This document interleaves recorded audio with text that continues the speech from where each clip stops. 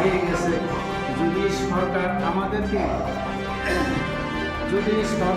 আমাদেরকে উপযুক্ত মনে না করে, তাহলে 24 তারিখে গিয়ে কেন আর্মস সেরেমনিতে উপস্থিত হয়ে আমাদেরকে আশ্বাস দিচ্ছে? কেন আমাদের অস্ত্রগুলো গ্রহণ করেছে? এইটাই আমার প্রশ্ন। হ্যাঁ, আমরাও যদি অবৈধ, আমরা তো অবৈধ স্বীকার করে নিলাম, তবে আমরা তো এখন স্বাভাবিক জীবনে ফিরে আসছি। স্বাভাবিক জীবনে চলতে গেলে তো অনেক কিছু, তারপর আমরা এগ্রিমেন্টের বাইরে তো আমরা পাই না। যেগুলো আমরা ডিমান্ড করতেছি এটা তো সব কিছু আমাদের এগ্রিমেন্টে তো রয়েই গেছে। তাহলে 2টা বছর আমাদেরকে কেন ফেলতেছে? কারণটা কি?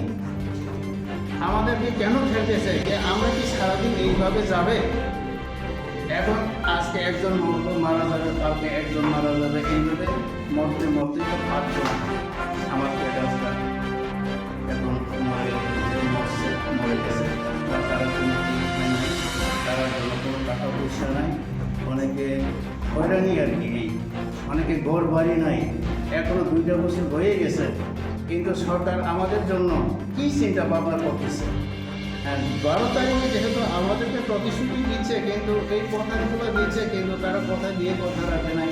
তারা যদি আমাদের ডিমান্ডগুলো যদি ফুলফিল করে, যদি অ্যাকসেপ্ট করে, তাহলে তো আমরা আজকে এখানে সাংবাদিক মানে বিরক্ত তো হচ্ছে আমাদের। ওই যেহেতু আমাদের ট্রাইবাল ওয়েলফেয়ার মিনিস্টার যে আমাদেরকে আশ্বাস দিচ্ছে, আমরা মনে করছে মানে 1 সপ্তাহের মধ্যে হয়ে যাবে, কিন্তু 1 সপ্তাহের মধ্যে নাহলে 1 মাসের মধ্যে হয়ে যাবে। কিন্তু জুন 12 তারিখ, এখন আজকে কয় তারিখ চিন্তা করে দেখেন, আজকে 21 তারিখ, 2 মাসের উপর তো চলে, কিন্তু এখনো তো কোনো কিছু বাস্তবায়ন হয় নাই।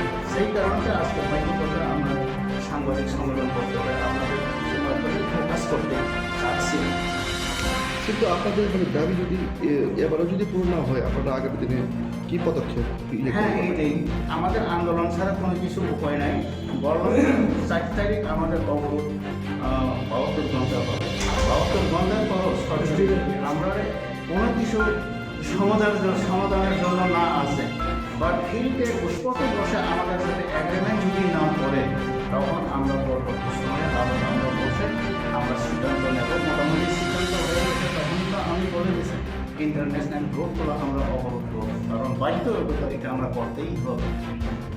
ধন্যবাদ। এই আপনার নাম পরিচয়? আমার নাম পরিমল দেবকুমার, এলাই থাংরা,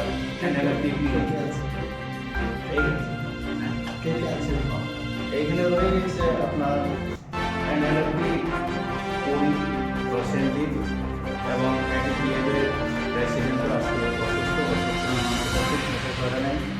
ওনার ভাইস প্রেসিডেন্ট রয়ে গেছে, তারপর ওনার অ্যাডভাইজার রয়ে গেছে আমাদের। আচ্ছা, আপনাদের এরকম কতদিন চলবে?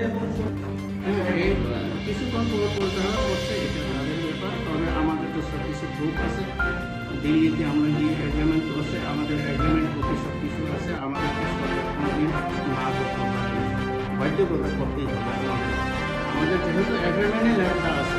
কিন্তু যারা আন্দোলন করছে তারা শুনবে। হ্যাঁ, আমরা 3 পার্টিস এগ্রিমেন্ট করছে, এনএলএফটি 3 পার্টি, তারপর NLFT DM, NLFT PD, NLFT পুরী, এটিপিএফ পুরী প্রসেনজিৎ